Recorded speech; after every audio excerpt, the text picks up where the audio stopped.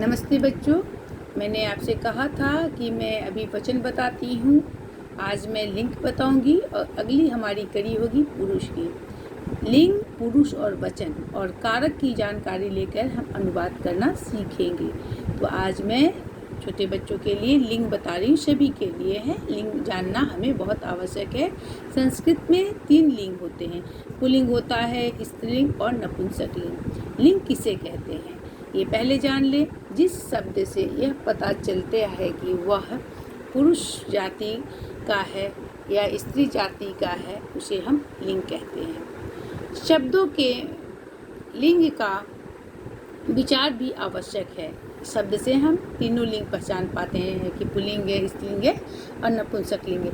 संस्कृत में लिंग 3 होते हैं। पुल्लिंग, पुल्लिंग किसे कहते हैं? जिससे पुरुष जाति का बोध हो, यानी पुरुषवाची अर्थ में या प्रत्यय होता हो, वह शब्द पुल्लिंग होता है। जैसे राम, श्याम, मोहन इत्यादि, मृग, हरिण, ये सारे शब्द पुल्लिंग होते हैं। और एक बात और बता दूँ, शुभ विभक्ति जो हम बालक के शब्द रूप उस पर बैठाते हैं, शुभ विभक्ति के लगने पर रूप भिन्न हो जाते। शुभ विभक्ति लगता है तो शब्द रूप बन जाता है।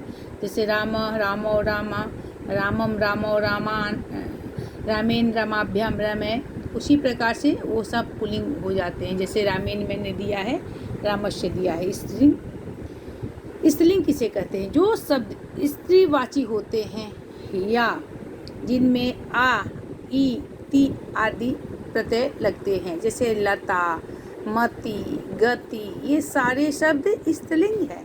इसमें स्त्रीलिंग का प्रयोग होता है।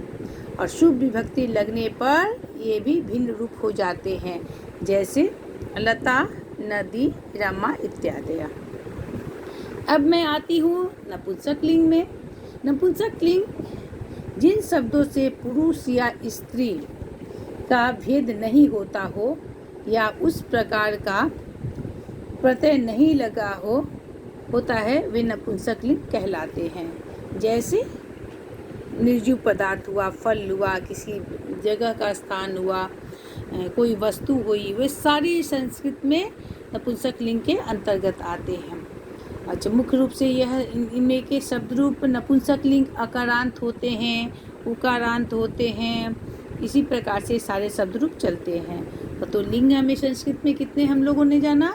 लिंग 3 होते हैं। स्त्रीलिंग जिससे स्त्री जाति का बोध हो, आ की मात्रा लगा हो, वह ई की मात्रा लगा हो, ये सारे स्त्रीलिंग हो गए।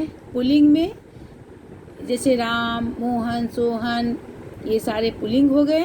और नपुंसकलिंग में किसी स्थान को या निर्जीव पदार्थ को, फल को, शरीर के कुछ अंगों को, जैसे नेत्रम, मुखम, ये सारे नपुंसकलिंग है।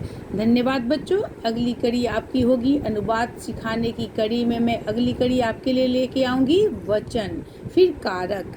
धन्यवाद बच्चों।